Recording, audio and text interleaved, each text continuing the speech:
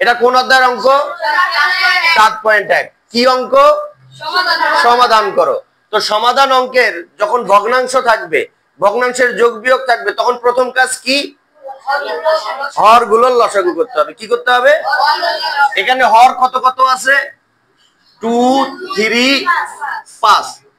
এই 2 3 5 এই যে অঙ্কগুলো দেওয়া আছে, এই অঙ্কগুলোকে যদি আমরা লসাগু করি, এভাবেই তো লসাগু করি। এখানে এমন কোন অঙ্ক আছে যেটা দিয়ে 2 কেও ভাগ করা যায়, 3 কেও ভাগ করা যায়, 5 কেও ভাগ করা যায়? আছে, 1। কিন্তু 1 দিয়ে দেওয়া যাবে না। আচ্ছা, এমন কোন অঙ্ক নাই যেটা দিয়ে 2টাকে ভাগ করা যায়? এমন কোন অঙ্ক আছে যেটা দিয়ে 2টিকে ভাগ করা যায়? না। তার মানে এমন কোন অঙ্ক নাই যেটা দিয়ে 3টাকে বা 2টাকে ভাগ করা যায়। তার মানে বোঝা গেল এটার কোনো সাধারণ গুণনীয়ক নাই। তাহলে এটার সাধারণ গুণনীয়ক না থাকলে লসাগু কিভাবে করতে হয়? এই সব কটাকে একসাথে গুণ করতে হবে। তাহলে কত হবে? 3 5 15, 15 দুগুণা 30। তাহলে আমরা কি লিখবো প্রথমে? বা দিয়ে আমরা কি লিখবো? লসাগু 30 সমান কত? 2। এখন যখন লসাগু আমরা বের করব, এর পরের নিয়ম কি?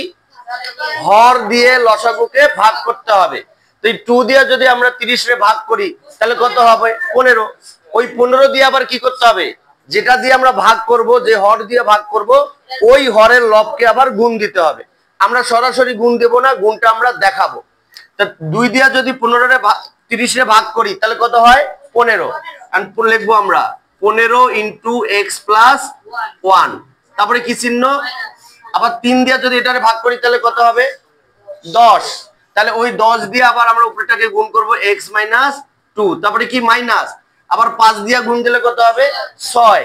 তারপর 6 দিয়ে আবার উপরেটাকে গুণ দেব, x - 3। কি বুঝছো না বুঝো নাই? এখন আমাদের কি কাজ করতে হবে? শুধু গুণের কাজ করতে হবে। তাহলে আমরা লিখবো বা 30 15 দিয়ে x রে গুণ করলে 15x, 15 দিয়ে 1 কে গুণ করলে 15, এই 10 দিয়ে x রে গুণ করলে -10x, মাইনাসে মাইনাসে প্লাস, 10 দুগুণা 20, এটা দিয়ে -6x, এটা দিয়ে এটারে গুণ করলে প্লাস 3 6 = 2। যখন গুণের কাজ হয়ে গেল, গুণ শেষ, এখন আমরা যেটা গুণের কাজ করলাম, গুণ করে যে লাইনটা পাইলাম, এন্ড ওইটার মধ্যে কি করতে হবে? যোগ বিয়োগের কাজ করতে হবে। কিসের কাজ করতে হবে? যোগ বিয়োগের কাজ করতে হবে। এখন আমরা নিচে 30 লিখে দিলাম। 30 এখানে 15x, এখানে 10x, এখানে -6x।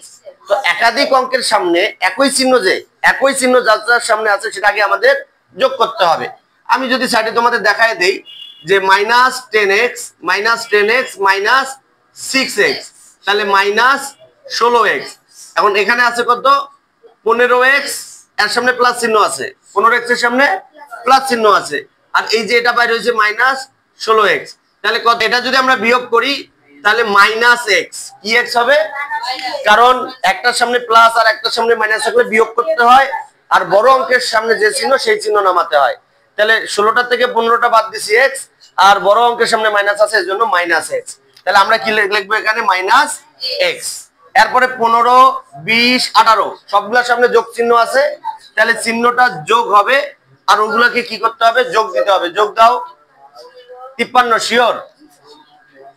তাহলে যোগ করলে কত হয়? 53 হয়। ঠিক আছে, সমান কি আছে? 2। আচ্ছা, যখন আমাদের যোগ বিয়োগের কাজটা শেষ হবে, তখন আমাদের x আর 53 এটা কিন্তু যোগ করা যাবে না, কারণ একটা হলো চলক আর একটা হলো গাণিতিক ধ্রুবক। তাহলে এখন আমাদের কি করতে হবে? আড়াআড়ি গুণ করতে হবে। তো আড়াআড়ি গুণ করতে হলে কি করতে হয়? সব সমানের ডান পাশেও ভগ্নাংশ থাকতে হয়, সমানের বাম পাশেও ভগ্নাংশ থাকতে হয়। তো এখন আমরা দেখতেছি যে সমানের ডান পাশে ভগ্নাংশ নাই, তাহলে ভগ্নাংশ না থাকলে ভগ্নাংশ বানাতে হবে। কিভাবে? এর নিচে 1 ধরতে হবে। এখন আবার তোমরা খাতার মধ্যে আবার 1 দিও না, এটা বোঝানোর জন্য দিলাম। এখন 1 দিয়ে যদি আমরা এটাকে গুণ করি, তাহলে কি হবে? -x + 53 সমান 30 দিয়ে এটাকে গুণ দিলে কত হবে? 60। তা এখন যদি আমরা লিখি -x সমান 60 -53, এটা তো জানো -53 কেন হইলো?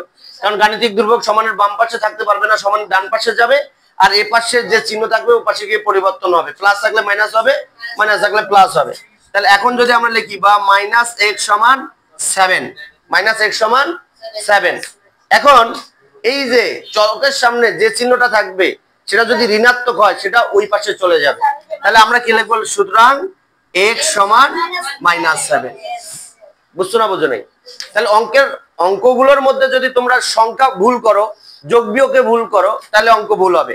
আর যদি এই নিয়ম তোমরা মনে রাখতে পারো যে ভগ্নাংশের সমাধান অঙ্ক করতে হলে এই রকম নিয়ম মেনে অঙ্ক করতে হবে, তাহলে জীবনে অঙ্ক ভুল হবে না। বুঝছো না বুঝো নাই? হ্যাঁ কিরে মোবারক, বুঝছো?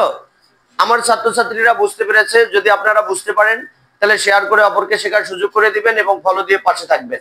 Thank you very much. আসসালামু আলাইকুম।